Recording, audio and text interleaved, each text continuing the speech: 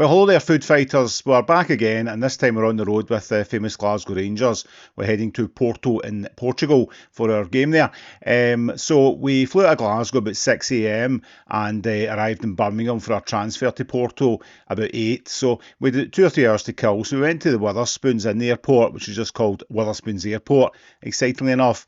And I had the egg and sausage muffin. You can see here, it's okay. You get 2 hash browns with it as well.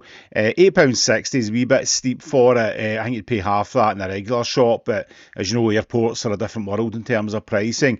If you wanted a breakfast, it was 13 quid, and coffee was £3.60, so it wasn't included with the muffin deal. So overall, I paid about £12.20 for what I'd pay a fiver for in Paisley, but it was decent enough. Sausage was nice.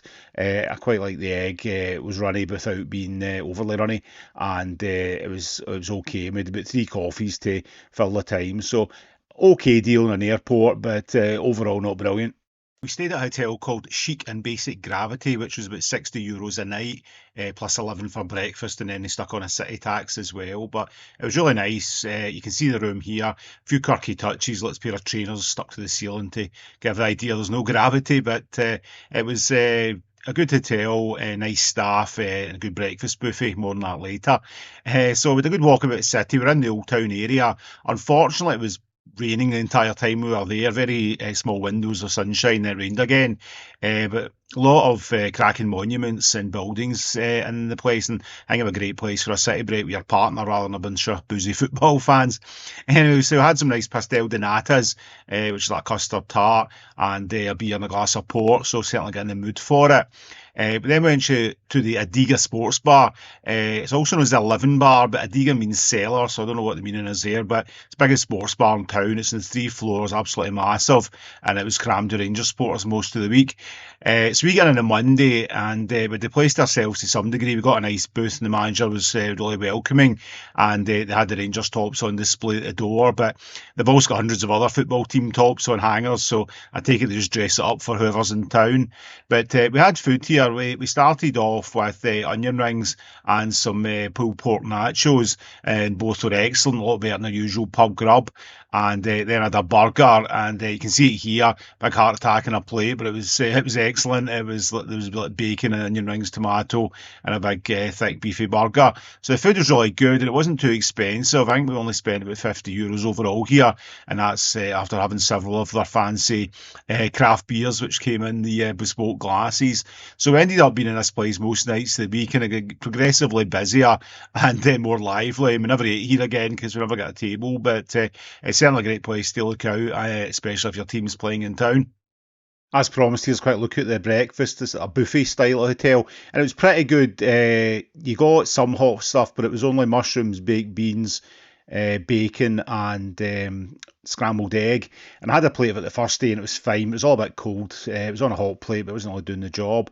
But the other things available were good. The coffee machines, so there was plenty of coffee to wake us up each morning, and they had fruit and pastries. So generally worth the €11 each day, and they also had bottles of cava, so we made sure we tanked some of that. Good start to the day. Later on, we went to a place across from the Ribia Square before going on the cable car, and we had pastel de natas and beer. They do both types of Superbock, the light and the dark, and their pastel de natas were heated up, so that was a tasty treat. After that, we moved on to the Good Burger. I appreciate the food isn't looking too healthy here. This place is well named. I'd say it's good but not excellent. It's quite bespoke burgers, where I had a thing called a cheese lover. You can see here plenty of cheese in it, obviously, and some rocket lettuce, and they have the branding literally on the burger as they stamp it like a cow. So this was pretty good overall. Again, you get beer here, you get beer everywhere, McDonald's as well, Taco Bell, so can't complain about lack of beer. And it was a good feed that kept us going for the rest of the evening. So we're up to Wednesday now, and we're down at Ribera Square, which is where most of the Rangers fans are congregating. This is right on the Douro River, and a really nice outlook here, all the port boats and lodges. So I was always going to get this. This is the Francesinha, which is one of the local dishes. It's quite bizarre. It's like a large sandwich with steak and chorizo sausage and ham, and it's covered in cheese, and then they cover it in a spicy tomato soup.